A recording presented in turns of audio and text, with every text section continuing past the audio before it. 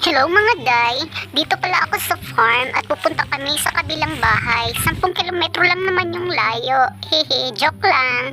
Eto pa, yung mga aso namin, abay, sumama rin. Tingnan mo naman si mama at saka si papa naglalakad na at mukhang pagod. Ito naman guys, yung hacienda namin. Aba, ang layo pala, nakikita ko na.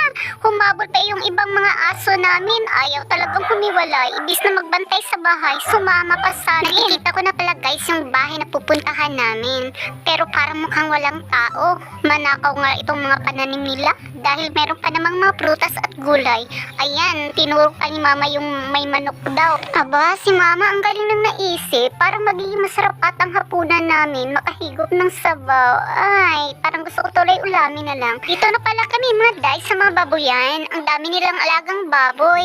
Ayan, tingnan nyo naman ang lawak. Ang dami pang pwedeng alagaang baboy. Parang gusto ko na lang tuloy magpokpok at para makagawa kami ng ganitong baboyan. Is na mag-picture lang ako. Ayan, na-video ko pala. Sorry naman. Pero okay lang yan. Para kunyari ako may-ari ng mga baboyan. Tingnan mo si Papa. Tingin-tingin pa ng mga baboy. Ang lulusog daw. At mukhang nainggit pa siya. Ayan, may kausap na nga si Papa. Si Mama patingin-tingin pa para may-ari din. Tingnan nyo naman yung mga baboys, guy. Abay, gutom ata. Kinain pati pa ako. Huwag nyo napansinin yung pa ako dahil sobrang pangit niya. At ito na pala guys, nagturo kami sa dahon ng bayabas at kumuha kami ng madahon ng bayabas para pakuluan ko mamayang gabi at para yun na rin ang i-half-bat ko.